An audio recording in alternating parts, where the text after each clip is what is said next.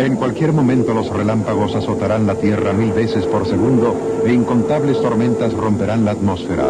Aún así, estos fenómenos son meros vistazos de una fuerza muchísimo más poderosa. Hoy día se están llevando a cabo investigaciones para descifrar los misterios del clima, que sufre cambios tan dramáticos como los de las estaciones del año. Pero solamente ahora los científicos están comenzando a entender cómo y por qué. Esta es la historia de su investigación. Comienza con los fragmentos de un rompecabezas gigantesco recogidos en todas partes del mundo. Pieza por pieza comienza a desplegarse una increíble saga de sequías y fríos implacables, de olas de calor y de hielos eternos. Las piezas se encuentran en todas partes, en los corales de un paraíso del Caribe y bajo las arenas de la India, en el polen de simples plantas. Pueden encontrarse en una caverna de piedra caliza en Nueva Zelanda y en las alturas de los Alpes suizos. Se encuentran piezas del rompecabezas en las piedras de un desierto antártico y en los caparazones de criaturas microscópicas en el fondo del mar. Hasta en estos rascacielos de arcilla en las praderas de África, diminutos seres vivos que sobrepasan en número a la raza humana están ayudando a cambiar el aire que hoy respiramos. En un centro de investigación en Colorado, Estados Unidos, los científicos han creado una bola mágica electrónica. Con ella pueden trazar un mapa del antiguo clima de la Tierra y escudriñar el futuro más allá de nuestra generación. El cuadro que ahora emerge muestra cambios climáticos que afectarán a todas las regiones del planeta. Les invitamos a un viaje intrigante a través del tiempo y de continentes, a medida que los científicos arman el rompecabezas del cambiante clima de la Tierra.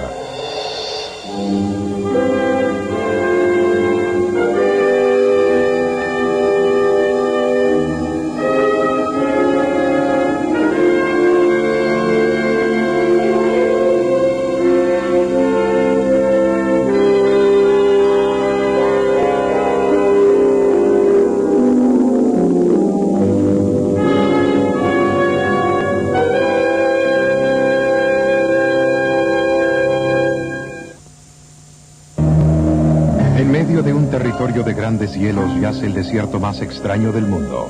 Vientos de 300 kilómetros por hora y temperaturas de 60 grados bajo cero hacen de la Antártida una de las regiones más inhóspitas de la Tierra. Aquí empieza a revelarse una historia poco común del clima. Ni siquiera los aparatos sofisticados que han sido enviados a explorar el espacio habrían encontrado lo que los científicos han hallado aquí. Cada verano antártico, desde 1976, investigadores han acudido a esta región para estudiar una forma de vida primitiva que no se encuentra en ninguna otra parte del planeta. El clima de la Antártida es tan hostil que ha hecho que las formas de vida tengan que refugiarse dentro de los poros de rocas milenarias. Voy a desprender un trozo de roca para mostrarte lo que está debajo. Cada año, por apenas 5 días, el sol entibia la roca suficientemente para que pequeños organismos rompan su sopor de helada quietud. Ellos encuentran alimento en la misma roca y un poco de humedad en el aire. Rápidamente se reproducen y luego se aletargan hasta que el sol del próximo verano los despierta nuevamente. Con solo unos milímetros bajo la superficie, los microbios están protegidos del clima pernicioso. Cada banda oscura es un ecosistema en miniatura. Largas hileras de hongos y racimos de algas se unen para formar el líquen que crece entre los cristales de la roca. Los microbios incluso cambian su forma para acomodarse a este medio poco común. Para saber cómo la vida activa puede existir en este ambiente tan extremado, los científicos proveen nutrientes a los organismos. Una de las razones para que estos organismos crezcan lentamente es que pueden tener una deficiencia de nutrientes esenciales. Por lo tanto, después de unos años, podríamos ver un estímulo en este crecimiento. En otro experimento, los científicos crean invernaderos artificiales para prolongar la estación durante la cual los microbios crecen, y así saber cómo cambiará la vida a medida que cambia el clima. Si dejamos a estos sujetos afuera por unos 3 o 4 años, el calor creado por el invernadero debe entibiar la roca, al punto que los organismos tengan una mejor oportunidad de crecer.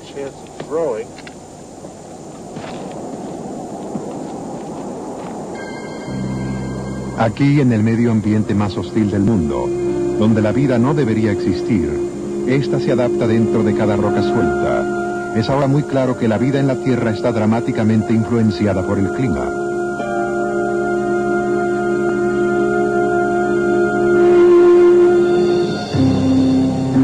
A través de una interminable evolución, la gran variedad de la vida en la Tierra ha desarrollado estrategias para poder adaptarse a un clima cambiante.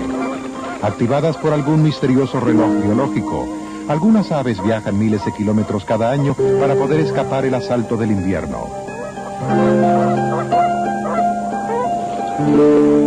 Los animales que no logran escapar confrontan el desafío del clima implemente en otras formas ingeniosas. Se adaptan aprovisionándose e invernando.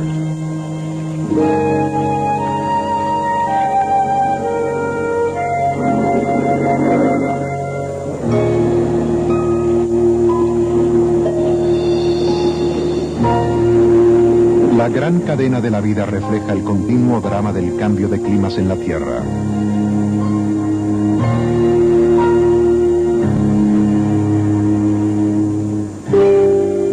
El destino del esfuerzo humano puede estar ligado también a nuestro inconsistente planeta.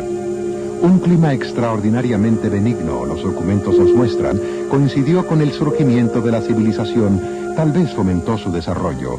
De hecho, la civilización surgió primeramente en regiones que son muy severas hoy día. La agricultura y más tarde las ciudades se desarrollaron en las cálidas arenas del antiguo Medio Oriente. Los inevitables cambios de clima también pueden haber sido un factor importante en los trastornos humanos a través de la historia.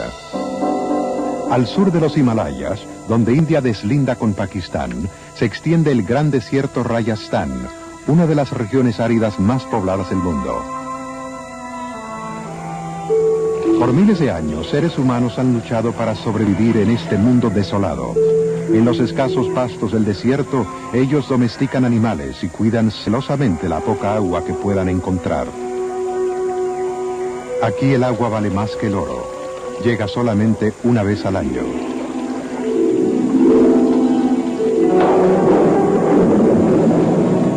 Durante semanas, cada vez, el monzón azota la India con lluvias constantes y torrenciales. Usualmente los veranos son mojados y los inviernos son secos, pero el monzón invierte este orden.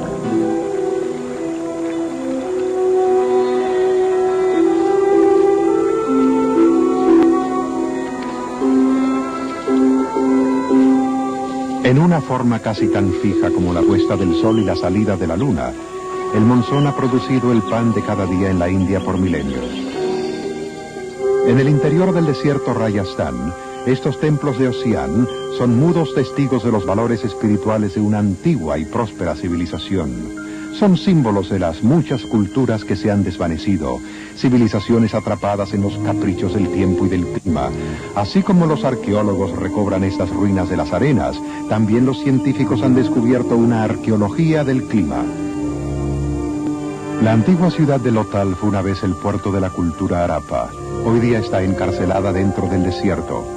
Por un milenio, sus habitantes prosperaron en este lugar como agricultores y distribuidores de grano, pero más tarde desaparecieron misteriosamente.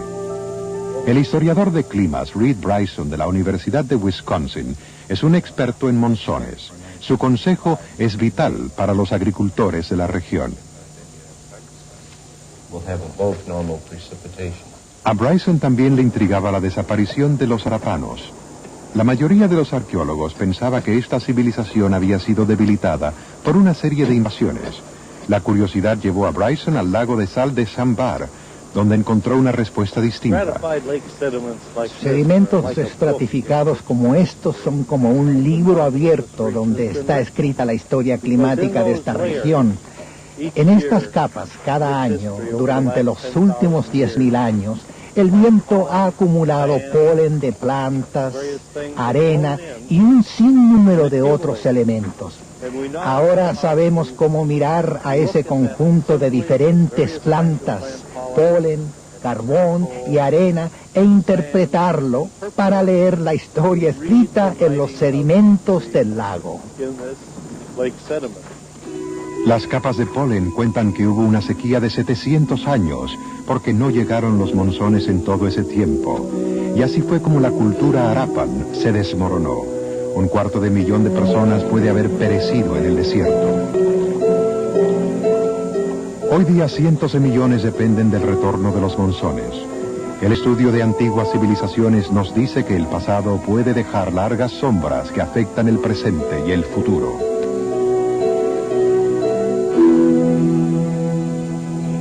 Los antecedentes dejados en el Rajasthan abarcan solamente un instante de la historia climática de la Tierra.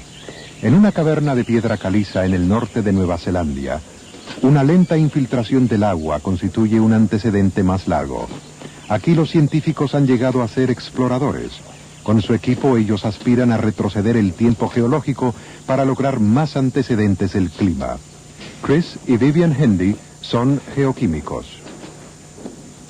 Este es el lugar. Aquí colocamos tubos plásticos para juntar agua y fecharla, empleando el proceso de radiocarbono.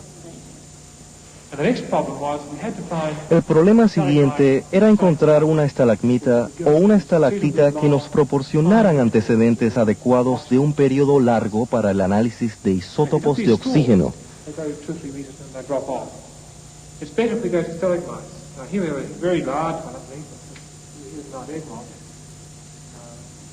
A medida que el agua y los minerales se han filtrado a través del techo, se ha ido creando la delicada arquitectura de la caverna. Minerales depositados cuando el clima era helado difieren de los depositados cuando este era cálido. Los minerales realmente producen una composición química que se puede recoger como antecedente histórico del clima mundial. Gota a gota la caverna se forma ante nuestros ojos. Formaciones como estas se han edificado durante milenios y con ellas un antecedente perfecto de cambios de temperatura y humedad en tiempos pasados. Preocupado por conservar la frágil belleza de la caverna, Hendy y su grupo caminaron 1,5 kilómetros con agua hasta los tobillos en busca de algún espécimen para someterlo a análisis. Correcto. Aquí está el que finalmente obtuvimos. Es fuera de serie. Es una estalactita rota, pero que hace tiempo bajó hasta por aquí.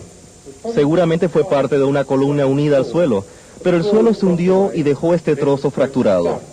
Entonces cortamos alrededor de 15 centímetros, lo cual nos dejó un bloque de 40 kilos.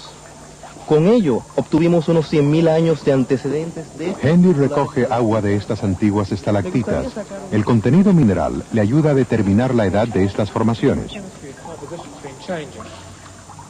En la Universidad de Waikato, Hendy fecha y analiza la piedra caliza capa por capa. Su información confirmaría la historia narrada por artistas de otros tiempos y lugares. Cuando los grandes pintores holandeses del siglo XVII creaban sus famosos paisajes, no sospechaban que estaban documentando un cambio dramático en el clima de la Tierra. Hoy día los canales holandeses raramente se congelan, pero en la época del 1700, más de 3 siglos de inviernos extraordinariamente severos envolvieron a Europa, y es lo que ahora los científicos llaman la pequeña edad de hielo. Hasta comienzos del siglo XIX, la idea de una edad de hielo era inconcebible. Unos pocos científicos valientemente mencionaron tal posibilidad, mas fueron en gran parte ignorados.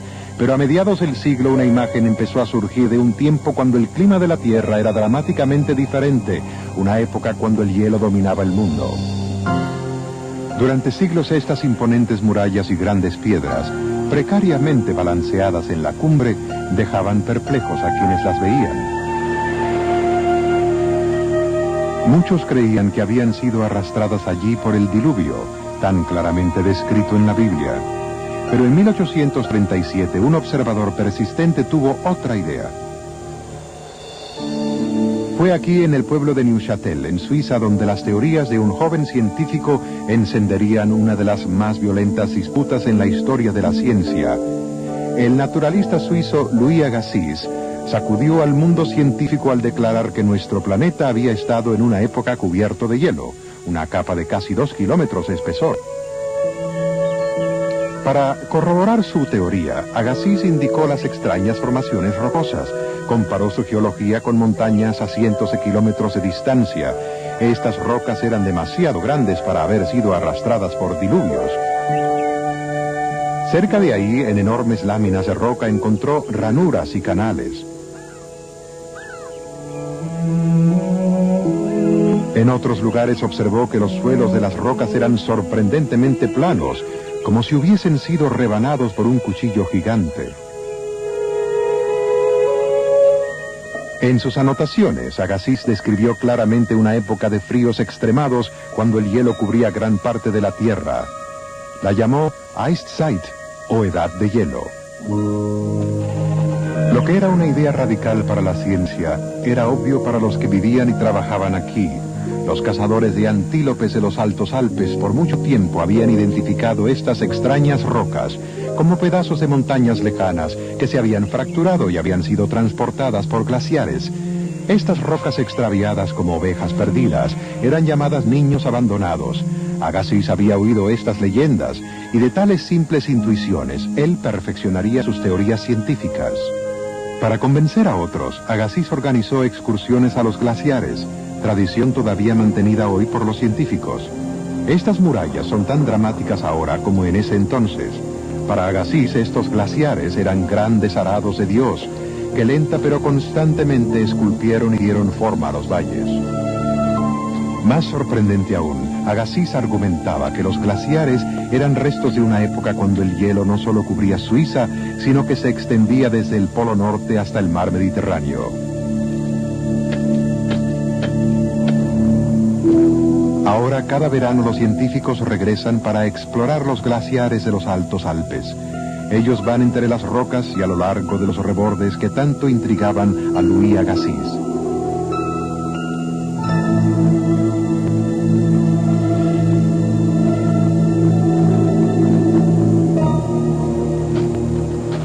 Un glaciar es virtualmente un río de hielo. Con un movimiento imperceptible, arrasa con todo lo que esté a su paso. Como un río corre a velocidades variables, creando peligrosas corrientes de cientos de metros de profundidad. Estructuras de terreno pueden desaparecer de un día para otro, derrumbadas por la continua y furiosa arremetida del hielo. Casi la mitad de la fisonomía de nuestro planeta ha sido esculpida por incesantes fuerzas. Con el tiempo supimos que no solo una, sino numerosas, extensas y regulares edades de hielo han dominado nuestro planeta. Por la mayor parte de los últimos 1.000 millones de años, el clima helado era lo normal.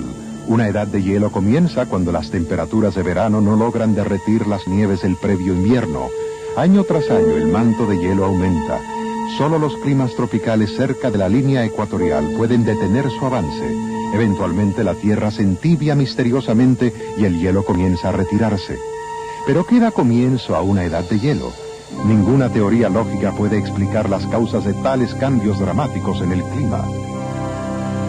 Intrigado por este misterio, el matemático yugoslavo Milutin Milankovic empezó a desarrollar una teoría astronómica que explicaría las edades de hielo. Él creía que estas eran causadas por cambios en la relación de la Tierra con el Sol. Sabemos que las estaciones se producen a causa de la inclinación del eje terrestre, pero cada 41.000 años, tal inclinación varía unos pocos grados.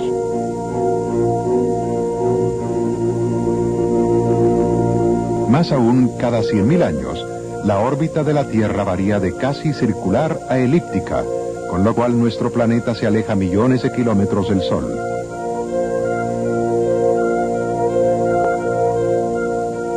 Entonces, la Tierra se tambalea lentamente como un trompo en el espacio, para completar una circunferencia aproximadamente cada 20.000 años. La inclinación de la Tierra, así como el estiramiento y fluctuación de su órbita, cambian la distribución de energía que el planeta recibe del Sol. Fue Milankovic quien sugirió que estos cambios podrían provocar las edades de hielo. Sin evidencia alguna, esa teoría fue olvidada hasta que un descubrimiento casual ocurrió en la isla de Barbados en el Caribe. Unos científicos notaron cómo los terraplenes de la isla parecían peldaños de una escalera gigante.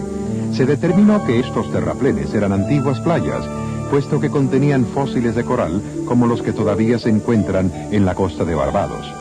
Puesto que el coral crece solamente en aguas poco profundas, estos terraplenes dan la impresión que el nivel del mar llegaba antes a esta altura. ¿Podrían estos terraplenes reflejar el lapso de tiempo entre las edades de hielo, cuando el nivel del mar ascendió al derretirse el hielo que cubría la Tierra? Después de fechar las playas fosilizadas, esas cifras parecieron coincidir con los ciclos astronómicos que Milankovitch sugirió, una clave de que su teoría era correcta. Una pieza más en el rompecabezas del clima. Después de la Segunda Guerra Mundial, científicos iniciaron una expedición global en busca de restos de climas pasados en el suelo del mar. Un instrumento llamado pistón de sondaje fue lanzado a través de miles de metros hasta el lodoso fondo del océano.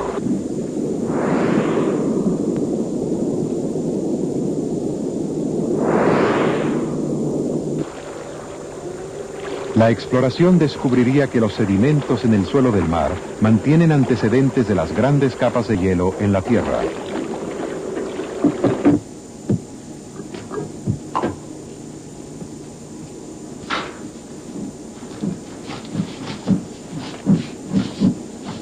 En el laboratorio se van ordenando las muestras de sondaje que constituyen cápsulas del tiempo de un mundo antiquísimo.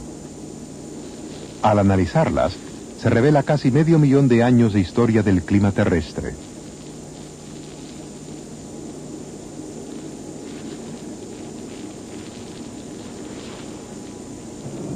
En el Observatorio Geológico Lamont Doherty de la Universidad de Columbia, miles de muestras de sondaje de distintas partes del mundo son catalogadas y almacenadas como una biblioteca incomparable del pasado.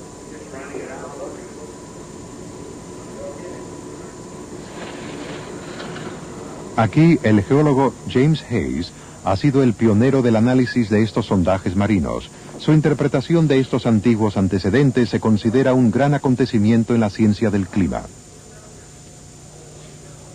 A pesar de que las edades de hielo fueron hechos detectados al estudiar la geología de superficies continentales, los continentes no conservan muy buenos antecedentes de la secuencia de avances y retiradas de las capas de hielo. Esto se debe simplemente a que las superficies están en constante desgaste, ya sea por la abrasión de las mismas capas de hielo, así como por lluvias, ríos y vientos. Ahora, todas esas partículas que son arrastradas desde los continentes eventualmente terminan en el océano, formando fangosidades en el fondo, tal como esta muestra de sondaje. Estas muestras, al contrario de los antecedentes fragmentados de la superficie, contienen antecedentes completos de largos periodos de tiempo. Estas muestras de sondaje contienen también fósiles de pequeños organismos que medraron en los viejos mares. Al morir, sus restos se sumergieron para formar los sedimentos del fondo del océano. Capa sobre capa, estos fósiles forman un amplio registro de los cambios de clima. Los fósiles de la antigua vida marina se extraen cuidadosamente de estas muestras de sondaje. A medida que se clasifican estos pequeños esqueletos, que parecen fragmentos de vidrio, comienzan a narrar una historia. Estos son los restos fosilizados de organismos microscópicos conocidos como radiolaria. Mientras viven, ellos se adaptan delicadamente a la temperatura y composición química del agua. A medida que el clima y las temperaturas del océano cambian, diferentes especies surgen y prosperan. La distribución de radiolaria está vinculada a los cambios de temperatura de los océanos. Haciendo esquemas de cambios de temperaturas, Hayes y sus colegas encontraron un ciclo que igualaba al sugerido por Milankovitch. Por consiguiente, el núcleo del suelo marino constituye algo así como una estación de control, la cual cuidadosamente registra variaciones en las aguas que la cubren. Con numerosas muestras de sondaje de todas partes del mundo, podemos reconstruir cambios globales en el océano que acompañan a los ciclos de las edades de hielo. Al confeccionar un esquema de los ciclos de temperaturas en los antiguos mares y al relacionarlos con ciclos en el espacio, la ciencia ha dado un paso más hacia la solución del rompecabezas de la edad de hielo. Un ingenioso método de análisis revelaría aún otro ciclo similar. Además de la temperatura, la composición química del océano también varía durante una edad de hielo, y los caparazones de organismos marinos registran este cambio. Comparándolos mediante análisis de isótopos, Hayes puede determinar cuándo ocurrieron las edades de hielo. Cuando se determinaron los cambios de temperatura y composición química, se descubrió que ambos ciclos coincidían con aquellos anticipados por Milankovitch. Los cambios en la geometría de la órbita de la Tierra marcan el paso de las edades de hielo. El río Hudson en Nueva York es un ejemplo extraordinario de este fenómeno. Habla James Hayes. Hace unos 15 o 17 mil años, este valle estaba cubierto por un río de hielo en lugar del río Hudson. En aquellos tiempos, el hielo de esta cuenca provenía de la gran capa de hielo norteamericana que estaba rápidamente replegándose hacia el norte. La pregunta que debemos hacernos es si algún día el hielo retornará a este lugar. La respuesta es sí, puesto que las estaciones del año ocurren por la geometría de la órbita terrestre alrededor del Sol. También las edades de hielo son causadas por dicha geometría. Tal como el otoño con certeza cambiará a invierno, así inevitablemente el hielo regresará a esta cuenca. Si Hayes y sus colegas están en lo cierto, nuestro planeta puede ya haber iniciado su lento descenso hacia la próxima edad de hielo, cuyo punto culminante ocurriría dentro de unos 100.000 años.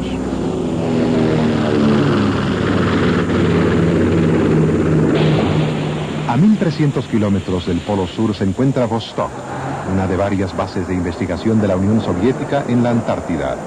Vostok, donde se han registrado las temperaturas más bajas de la Tierra, está situada en la parte más gruesa de la capa de hielo de la Antártida. La llegada de un transporte estadounidense es algo que raramente ocurre.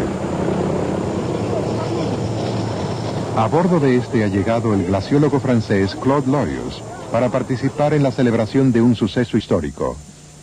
I say three words. You understand? Ruski, Amerikanski, Franzuski, Vostok, Karachuk.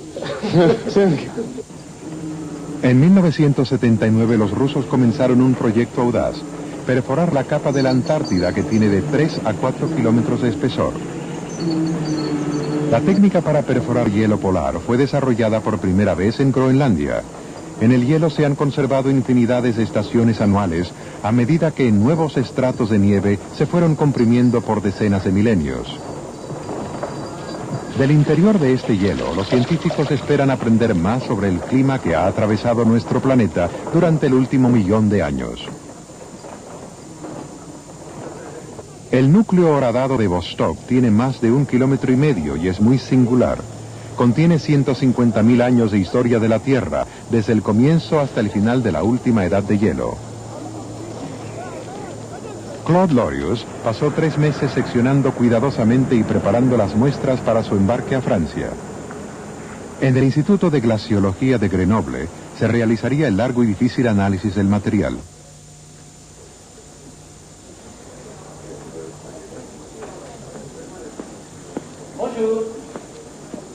Cuidadosamente protegida, la muestra de Vostok ha sobrevivido un viaje a través de medio mundo. Aún así sigue siendo extremadamente frágil. La más mínima alteración puede destruir su valor singular como un documento climático. Para proteger la muestra, el laboratorio está esterilizado y se ha mantenido a temperatura bajo el grado de congelación.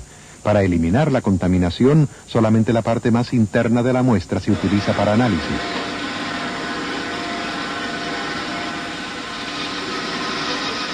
Cada estrato es como la página de un libro. Aún un pequeñísimo trozo revela estimulantes detalles. Atrapados en el hielo hay partículas de polvo y ceniza, un indicio claro de la acción volcánica ahora inactiva. También hay burbujas de gas, soplos de aire antiquísimos. Vistos a través de luz polarizada, el hielo se convierte en un caleidoscopio de colores y formas. Estos diminutos cristales contienen todo lo que se necesita para determinar la temperatura y composición química de la atmósfera durante la última edad de hielo. Uno de los hallazgos más sugestivos es un vestigio de dióxido de carbono en la atmósfera del pasado. Esta muestra ha confirmado que el nivel de dióxido de carbono durante la última edad de hielo fue considerablemente inferior de lo que es hoy en día. La razón no se sabe. Claude Lorius cree que es necesaria una investigación. If we want to Si queremos comprender los cambios actuales en el ambiente terrestre y eventualmente poder predecir condiciones futuras, creo que lo primordial es determinar cuáles fueron los cambios pasados y ver si podemos comprenderlos y explicarlos. Creo que esto es una necesidad si queremos hacer proyecciones para el futuro.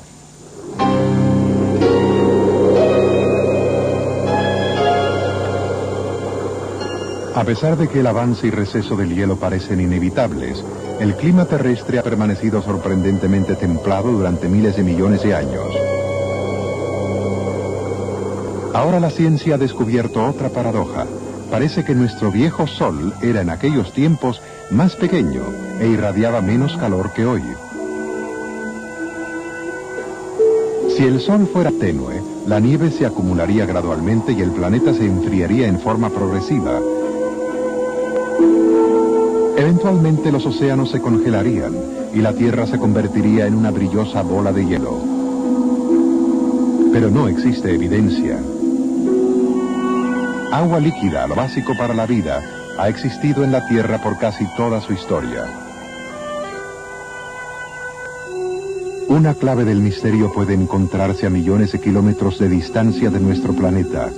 Cuando las primeras naves de exploración espacial se aventuraron a Venus y Marte, descubrieron atmósferas violentas y distintas a la nuestra. Venus es ardiente y nocivo. Con más de 450 grados centígrados en su superficie, sus rocas fulguran al rojo vivo. Este clima ardiente existe debido a que las nubes espesas y ácidas contienen cantidades extraordinarias de dióxido de carbono. Como los vidrios de un invernadero, el dióxido de carbono encierra el calor sin permitir que se escape al espacio. La atmósfera de Venus contiene 300.000 veces más dióxido de carbono que la Tierra.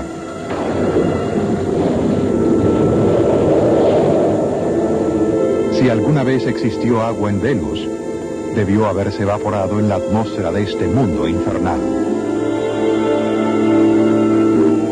Al extremo opuesto está Marte, un planeta congelado. Una superficie de volcanes masivos. Su paisaje es testimonio de la actividad violenta que una vez debe haber vertido dióxido de carbono suficiente para calentar el planeta. La superficie de Marte sugiere que una vez fue suficientemente templado para que corriera el agua formando profundos cañones, ollas hidrográficas y grandes áreas de inundación.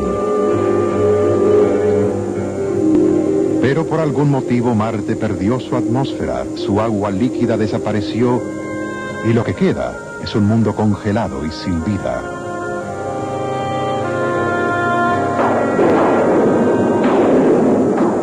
Si Venus es un planeta ardiente que no se puede enfriar, Marte es un mundo que no se puede calentar, mundos extremos de fuego y hielo. En la órbita entre Venus y Marte está la Tierra. Ni muy cálida ni muy fría, tiene la cantidad suficiente de dióxido de carbono para que la vida prospere. Al contrario de Venus y Marte, la superficie de la Tierra está constantemente cambiando, azotada por viento y agua y descompuesta por poderosas fuerzas interiores. El carbono almacenado en el planeta está circulando continuamente a través de las masas terrestres, los océanos y la atmósfera. Aún la vida activa juega un papel importante en estos ciclos. Este proceso dinámico ha ayudado a equilibrar la cantidad de dióxido de carbono en la atmósfera terrestre y parece resolver el misterio de nuestro viejo Sol.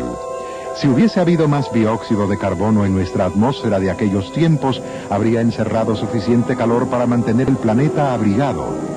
La ciencia cree ahora que los cambios abruptos de dióxido de carbono pueden causar cambios abruptos en el clima y tal vez influenciar edades de hielo. Más aún, pueden crear mundos radicalmente diferentes como Venus y Marte.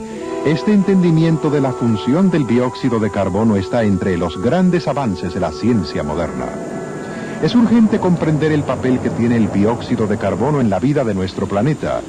Desde el advenimiento de la civilización, y particularmente en la edad industrial, el ser humano ha inyectado cantidades enormes de dióxido de carbono en la atmósfera con la combustión de carbón, petróleo y gas. La desforestación y el empeño de cortar e incinerar para crear campos de cultivo descargan todavía más dióxido de carbono. Una bomba de tiempo parece estar marcando los segundos en nuestra atmósfera. El clima terrestre se mantiene solamente cuando la cantidad de energía solar que absorbe el planeta iguala la cantidad de vuelta al espacio. A medida que el dióxido de carbono aumenta, el escape de energía se retarda. Como en un invernadero, la atmósfera baja de la Tierra se calienta. El Observatorio de Mauna Loa de Hawái es un laboratorio ideal para obtener muestras de la atmósfera terrestre. Aquí, en 1958, Charles Keeling, del Instituto Scripps de Oceanografía, desarrolló un método para medir dióxido de carbono. Desde entonces, el dióxido de carbono ha aumentado más o menos en un 15%. A este ritmo, podría doblarse en cantidad en el próximo siglo y aumentar la temperatura terrestre de 2 a 4 grados centígrados. Tal calor podría producir el cambio más dramático en el clima terrestre desde la última edad de hielo, un cambio extraordinario jamás antes experimentado por la humanidad. Estas predicciones son discutidas acaloradamente, pero todos admiten que estamos realizando un gran experimento con nosotros mismos y con nuestro planeta.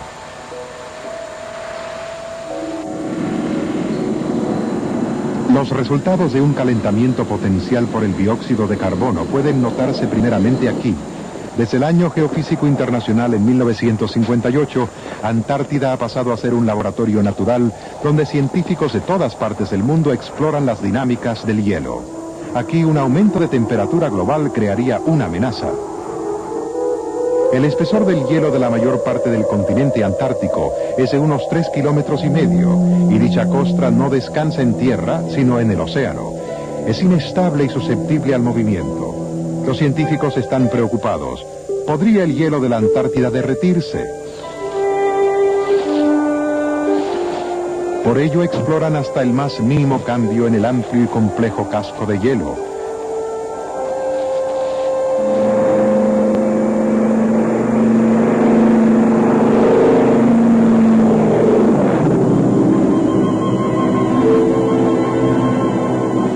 Y hacen esquemas de sus grietas profundas que fluyen como grandes ríos congelados lenta y constantemente hacia la barrera de Ross, una plataforma de hielo flotante del tamaño de Francia.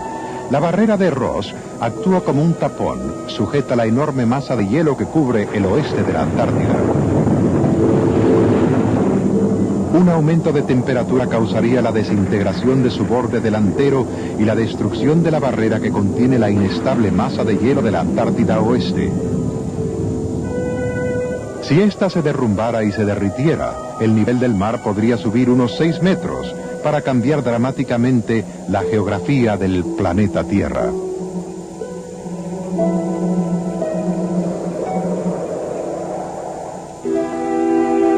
Venecia, la joya del Adriático. Canales entrelazados forman sus calles, y por eso Venecia sufre a menudo de tormentas causadas por las mareas altas.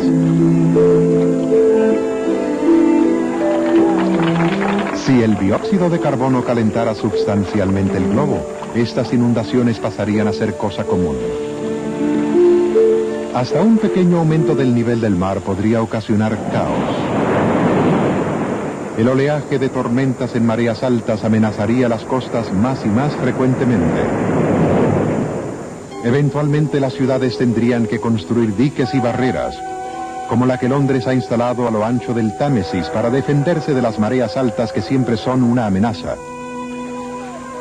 Pero los países cuya mayor densidad de población está cerca de la costa y casi al nivel del mar son los más vulnerables. En 1970, 300.000 personas perecieron en Bangladesh durante una feroz tormenta marina. Un clima más cálido podría cambiar las estaciones de cultivo y convertir regiones templadas en mucho más secas. La fuente de sustento del mundo podría cambiar. La Unión Soviética pasaría a reemplazar al Medio Oeste norteamericano como el productor de grano más grande del mundo. En países dependientes de irrigación, un aumento de temperatura sería devastador. Climas más calurosos y más secos podrían imponer aún más desolación en regiones actualmente áridas. Áreas de desierto se expanderían. Los pueblos dependientes de los ríos del mundo pasarían privaciones. Por ejemplo, ahora mismo el río Colorado, el cual riega zonas desérticas del oeste norteamericano, ya pierde ahora 2/3 de su abastecimiento por absorción y evaporación. Las temperaturas elevadas actuarían también como un fertilizante global para la vegetación medrante en dióxido de carbono. Un crecimiento repentino podría radicalmente alterar el equilibrio ecológico que ha evolucionado a través de milenios. Sabiendo que el clima da forma a la vida, solo podemos especular sobre el impacto que puede causar en esta vida un cambio rápido y de mayores proporciones en el clima global. Existe una gran incertidumbre acerca de las consecuencias de un aumento en la temperatura. Algunos se beneficiarían, otros sufrirían. Las consecuencias de un calentamiento por dióxido de carbono son tan serias como para considerarse la tarea más importante en la actual investigación de clima. En el Centro Nacional de Investigación Atmosférica en Boulder, Colorado, Estados Unidos, científicos exploran los factores que podrían afectar el clima global.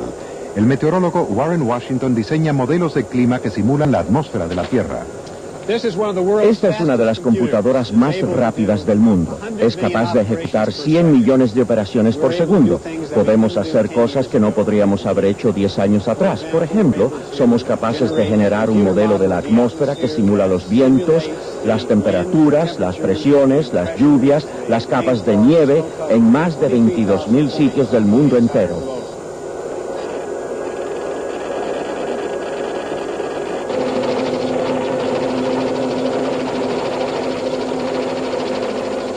Simular el mecanismo de la atmósfera terrestre es una misión compleja. La Tierra, océanos, hielo polar, incluso la vida activa pueden influenciar el clima. Factores externos como el cambio de radiación del Sol pueden complicar aún más el modelo. La tremenda velocidad del computador manipula los numerosos factores climáticos. La Tierra simulada es puesta en acción durante días computador para predecir el estado del tiempo, o por años computador para predecir otros sucesos relativos al clima. Al cambiar los factores del modelo del clima, los científicos pueden hacer pruebas que son imposibles en el mundo real. Exploran los escenarios que podrían revelar las causas de los cambios del clima global. El climatólogo Steve Schneider emplea modelos para explorar los posibles impactos del aumento de temperatura por dióxido de carbono. Nos preguntamos para qué sirven los modelos, por qué los necesitamos para predicciones del clima futuro. Bueno, si vamos a tratar de predecir lo que va a pasar en el futuro, necesitamos calcular cuánto gas está inyectando la humanidad en la atmósfera y qué consecuencia tendría ese efecto de invernadero en relación al clima. Bueno, como no tenemos un modelo físico, un doble de la Tierra, digamos, al que podamos contaminar creándole invernaderos y luego ver qué pasa, la única alternativa con posible esperanza de conocer el futuro es crear un modelo matemático para que funcione dentro del computador. Tomamos este modelo y describimos el clima actual. Esencialmente simulamos el clima actual. Luego agregamos gases con efecto de invernadero y le preguntamos al modelo cuánto ha cambiado el clima. Comparamos y así tenemos ya una idea de qué clima podría traernos el futuro si hiciéramos esa adición de gases. Mientras algunos científicos especulan acerca del futuro del dióxido de carbono en la atmósfera, otros experimentan con un intrigante escenario del clima pasado. Hoy esta región semiárida es parte del Parque Estatal del Pueblo Reservoir en Colorado, pero cuando los dinosaurios dominaban la Tierra, estaba cubierto de agua. Explorando entre las rocas en búsqueda de este mar antiguo está el geólogo Eric Barron. Estas rocas pertenecen al período Cretácico alrededor de 90 millones de años atrás. Las rocas y los fósiles encontrados en ellas nos dicen que esta región estuvo cubierta por un vasto mar poco profundo que se extendía en Norteamérica desde Colorado a Kansas y del Golfo de México hasta la cuenca ártica. Podemos ver que los fósiles son claramente marinos e indican que el clima era mucho más caluroso que el presente. En un lugar como Groenlandia encontraremos fósiles de lagartos. A no ser que un lagarto hubiese tenido pelaje, los climas deben haber sido mucho más calurosos de lo que son ahora. Fósiles en las rocas revelan un lugar en drástico contraste con el ambiente casi desértico que hoy existe al este de Colorado. 100 millones de años atrás, los dinosaurios recorrían esta región que debe haber sido un mundo fértil y tropical.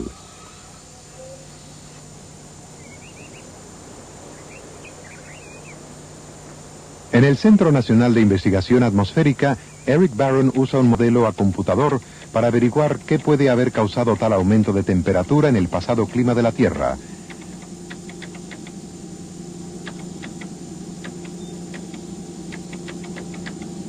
La posición de los continentes se ajusta al tiempo de los dinosaurios y se añaden otros factores climáticos para reproducir el mundo prehistórico. Barron sabe cómo era en aquel entonces. Ahora tiene que averiguar por qué. La geología cretácica programada en esta computadora es clara y dramáticamente diferente de la geografía actual. Por ejemplo, vemos a Australia adherida a la Antártida, India en el hemisferio sur, y evidencia de inundaciones, por ejemplo, en Norteamérica. El indicio principal pareció provenir de una nueva comprensión de la corteza móvil de nuestro planeta, de las placas tectónicas. Los científicos han descubierto que la superficie de la Tierra está quebrajada y rota. En medio del océano existe una cadena de montañas donde un violento drama comienza la creación de la corteza terrestre.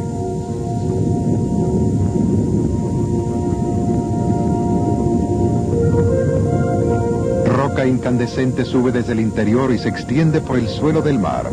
El resultado con el paso del tiempo es el movimiento de los continentes a través del globo. Es difícil imaginar un cambio más dramático en la superficie de la Tierra que el que presenciamos aquí.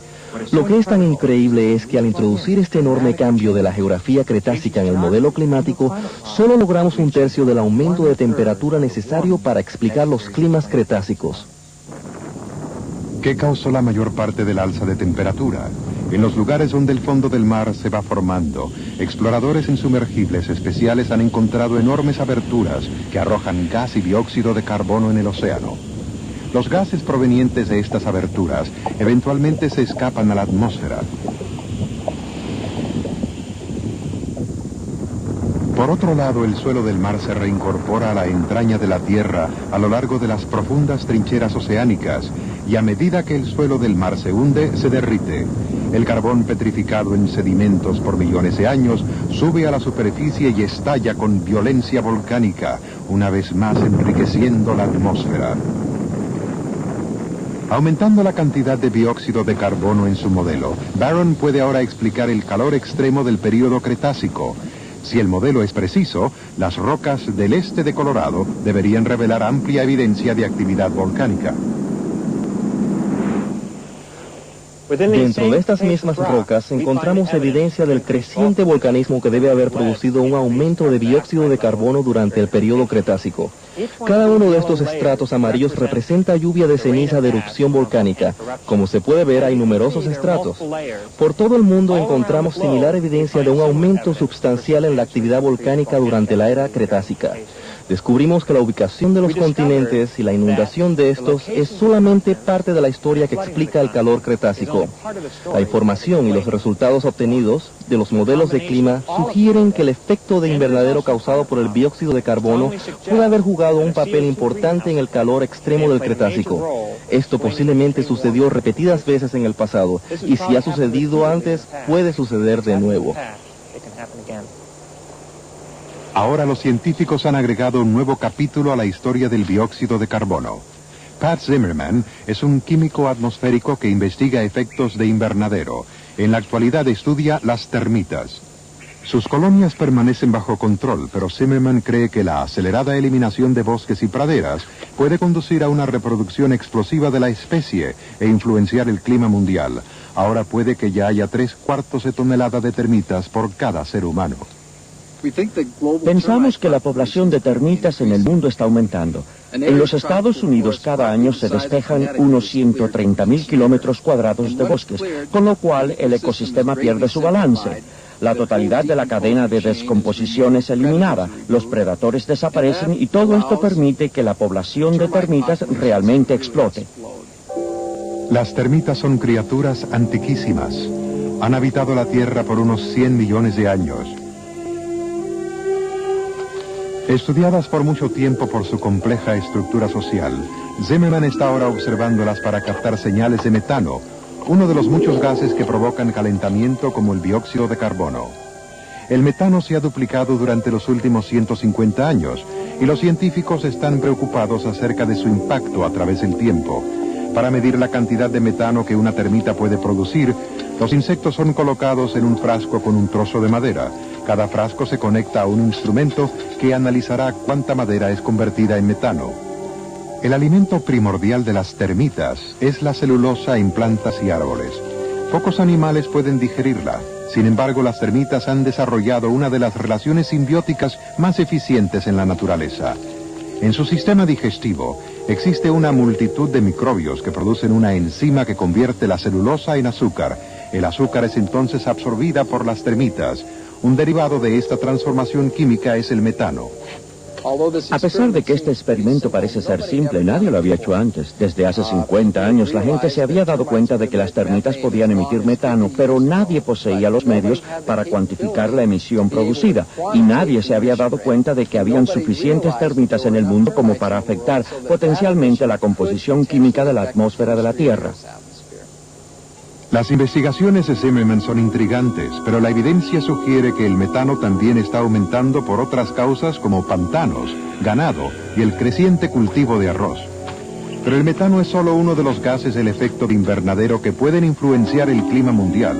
Si estos gases continúan aumentando, puede duplicarse el efecto del dióxido de carbono en la primera parte del próximo siglo, un aumento de temperatura más rápido y alarmante de lo que se había pensado.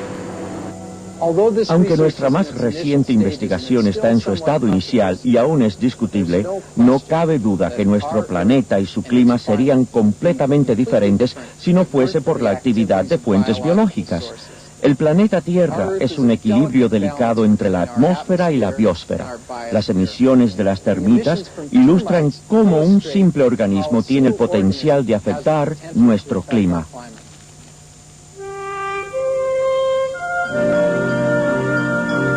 Para el decenio de 1990, los científicos esperan tener una prueba concluyente de si la actual tendencia de aumento de temperatura es mayor que las fluctuaciones normales del clima. Habla el climatólogo Steven Schneider. La ciencia climática enfrenta un gran desafío. ¿Cuándo vamos a tener una comprensión global del sistema climático? ¿Cómo va a cambiar y cómo va a impactar a los habitantes del mundo? El problema es que sabemos que hay un aumento de gases que causan efectos de invernadero. Sabemos que pueden tener un efecto global. No es novedad que podrían haber problemas de ambiente. Esto se ha sabido por siglos. El smog ha sido un buen ejemplo, pero solo local. La lluvia ácida es otro ejemplo bien conocido, pero tiende a ser regional. Lo que hace que el efecto de invernadero sea singular, interesante e inquietante es que a la vez sea global y potencialmente duradero. Nuestros modelos de clima nos dan la visión de una bola de cristal, llamémoslo así, pero no son perfectos. La bola de cristal está sucia y la pregunta difícil es, ¿por cuánto tiempo vamos a tratar de limpiar esa bola antes de tomar una decisión sobre lo que vemos en ella?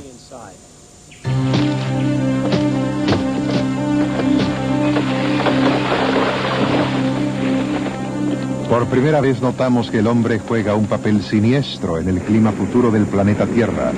A pesar de que los cambios de clima parecen ser inevitables y los procesos que lo determinan son todavía incomprendidos, el ser humano es el actor más importante del drama. Hoy en día nuevos instrumentos y tecnología ayudan a la ciencia a reunir las piezas del rompecabezas climático. Hemos comenzado a comprender los factores que influencian el clima global. Hemos revelado la historia de un pasado espectacular, registrado en rocas, océanos, hielo y aire. Hasta en su misma vida, hemos visto devastadoras edades de hielo transformar la Tierra y climas tropicales en lugares ahora congelados. Hemos viajado a través del espacio y encontrado claves de nuestro futuro. ¿Podría la Tierra transformarse en un mundo de fuego o de hielo? Una nueva frontera de exploración ha revelado una Tierra que ha cambiado en el pasado y seguirá cambiando en el futuro. ¿Cuánto y cuándo? son las preguntas del perplejo rompecabezas del clima del planeta Tierra.